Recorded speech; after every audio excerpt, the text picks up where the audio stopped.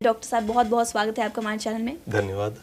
अक्सर प्रेग्नेंट महिलाओं को घर में ये सलाह मिलती है कि प्रेगनेंसी के दौरान उन्हें ट्रैवल नहीं करना चाहिए। तो इस बारे में हम जानकारी लेने वाले हैं और जो हम चाहते हैं कि आप हमारे साथ, हमारे दर्शकों के साथ ये जानकारी साझा करें कि क्या प्रेगनेंसी के दौरान महिलाएं यात्रा कर सकती हैं? ज़रूर प्रेगनेंसी के समय महिला यात्रा कर सकती है। यात्रा आप जानते हैं कि ऐसे भी 100% सेफ़ तो किसी के लिए भी नहीं होती है। प्रेगनेंसी में उसमें कुछ कुछ सावधानियां रखनी रहती हैं, बट अगर ज़रूरी है कहीं जाना तो ज़रूर जा सकते हैं, अनटिल अनलेस की कोई रीज़न हो नहीं करने का। बहुत सारी प्रेगनेंसी की कंडीशन होती हैं जिसमें कि रेस्ट का और कंप्लीट रेस्ट का भी एडवाइस रहता है, तो उसमें यात्रा करना सेफ़ नहीं रहता है। जैसा कि हम यात्रा के बारे में बताते हैं, तो आजकल बहुत सारी लड़कियां हैं या महिलाएं हैं जो प्रेग्नेंट होती हैं, तो स्कूटी चलाना और बाइक चलाना ये सब बहुत आम बात हो गया है लड़कियों के लिए, महिलाओं के लिए। तो क्या प्रेगनेंसी के दौरान वो लोग स्कूटी, बाइक ये सब चला सकती हैं? हाँ, प्रेगनेंसी के दौरान भी स्कूटी बाइक चलाना मना नहीं रहता है, लेकिन एक्स्ट्रा केयरफुल रहना चाहिए। हेलमेट तो हमेशा लगाता ही है आदमी, कोई भी लड़कियों को भी और प्रेग्नेंट महिलाओं को भी वो सब चीज़ का ध्यान रहना चाहिए। स्पीड नहीं ज़्यादा रहना चाहिए, इसका ध्यान रखना चाहिए। खुद चलाने के समय चूँकि एक्सेलरेटर और ब्रेक अपने हाथ में है, तो स्पीड का भी ध्यान रख सकती है वो। दूसरे किसी गाड़ी में अगर बैठे, जैसे बस में बैठे या कोई पब्लिक जो व्हीकल होता है उसमें, जिसमें ड्राइवर चला रहा हो या रैश ड्राइविंग कर रहा हो, तो उसमें खतरा ज़्यादा रहता है। जर्किंग वगैरह वो कितना बचा के चलाएगा, जैसे बस से ही ट्रैवल कर रही है। लेकिन खुद अगर चला रही है तब तो वो नियंत्रित कर सकती है कि हाँ गड्ढे वगैरह आए तो बिल्कुल ही स्लो हो जाए। तो इसलिए कि जैसा मैंने बताया, कुछ कुछ कंडीशंस ऐसे होते हैं जिसमें कि खास ध्यान रखना पड़ता है। जैसे एक कंडीशन, किसी को अबॉर्शंस का हिस्ट्री रहा हो, कि पहले बच्चा गर्भपात हुआ हो, टाइम के पहले डिलीवरी हुआ हो, बच्चेदानी की जो थैली होती है जो गर्भ की, वो फट जाए टाइम के पहले, या करंट प्रेगनेंसी में भी अगर शुरू में ब्लीडिंग वगैरह हुई हो, फर्स्ट ट्राइमेस्टर ब्लीडिंग जिसको बोलते हैं, या सेकेंड ट्राइमेस्टर में भी। तो और सबसे खतरनाक होता है प्लेसेंटा प्रीविया, जिसमें कि जो प्लेसेंटा होता है, पुरैन जिसको हम लोग बोलते हैं हिंदी में, वो गर्भ में नीचे की ओर अवस्थित होता है। तो लो लाइंग प्लेसेंटा या प्लेसेंटा प्रीविया अगर हो, तो वो सब कंडीशन में भी यात्रा करना, गाड़ी पे बैठना या अपने चलाना में जर्किंग वगैरह होने से थोड़ा खतरा का डर रहता है। तो ये सब कंडीशन ऐसे होते हैं जिसमें कि थोड़ा रेस्ट लेना अच्छा रहता है।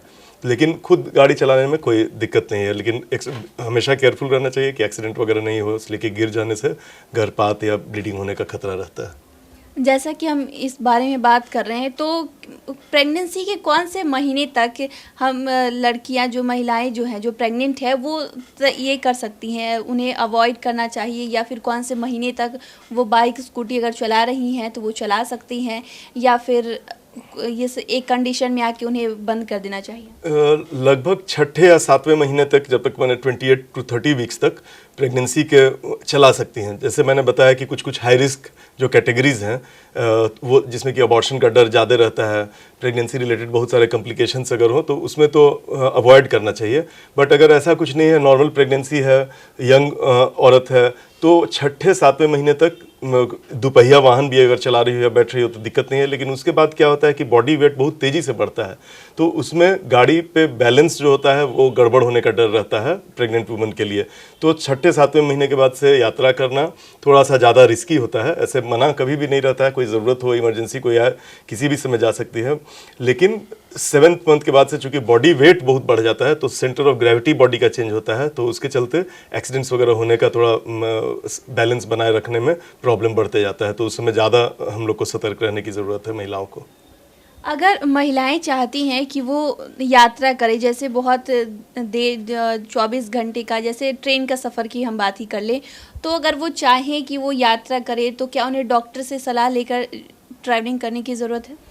हाँ, जैसे एयर ट्रैवल में तो कोई प्रॉब्लम नहीं है। एयर ट्रैवल भी अगर बहुत लंबा नहीं हो, तब जैसे अगर डोमेस्टिक हम लोग जा रहे हैं कहीं पे, तो कहीं पे भी 1-2 घंटे से ज़्यादा का सफ़र नहीं रहता है, तो उसमें कोई प्रॉब्लम की बात नहीं रहती है। लेकिन अगर इंटरनेशनल ट्रैवल कोई कर रहा हो, या डोमेस्टिक में अगर हम लोग ट्रेन से जा रहे हो कहीं, या बस से जा रहे हो, तो ट्रेन तो और भी यूनिक ऐसा स्थिति होता है कि वो बीच स्टेशन के आपको कुछ मिलेगा भी नहीं, तो उसमें खतरा ज़्यादा रहता है। तो जिसको भी लेट प्रेगनेंसी में इस चीज़ का ध्यान रखना चाहिए कि कहीं ऐसा नहीं हो कि वो प्रेगनेंसी में 8 महीना 9 महीना ऑलमोस्ट प्रेगनेंसी टर्म पे होने जा रहा है और वो ट्रेन में बैठी रहे और ट्रेन में ही उसको कभी भी दर्द शुरू हो सकता है।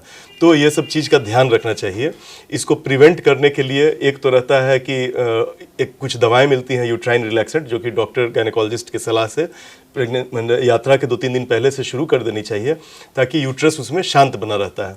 साथ ही यह देख लेना चाहिए अल्ट्रासाउंड के द्वारा कि सर्वाइकल लेंथ वगैरह कम तो नहीं है, इसलिए कि जिसका सर्वाइकल लेंथ छोटा होता है उसको प्रीटर्म लेबर में जाने का डर ज़्यादा रहता है, टाइम के पहले डिलीवरी होने का डर ज़्यादा रहता है। तो लंबा अगर सफ़र है तो यूट्राइन रिलैक्सेंट लेना और डॉक्टर से दिखा के कि हाँ अभी तुरंत वो लेबर में नहीं जाए, इसका कोई डर नहीं हो, उसके बाद ही जाना सेफ होता है। हवाई सफ़र में कोई प्रॉब्लम नहीं है, 1 से 2 घंटा का सफ़र प्रेगनेंसी के किसी भी ट्राइमेस्टर में किया जा सकता है। तभी भी आप लोग सुनते होंगे आए दिन की किसी ने ट्रेन में बच्चे को जन्म दिया। इवन प्लेन में भी बहुत रेयरली, प्लेन में भी अचानक किसी को, स्पेशली इंटरनेशनल ट्रैवल हो जहाँ लंबी उड़ानें हैं, उसमें किसी भी प्रेग्नेंट महिला को कभी भी दर्द शुरू हो सकता है। लेकिन उससे रिस्क बढ़ता हो हवाई सफ़र से, ऐसी बात नहीं।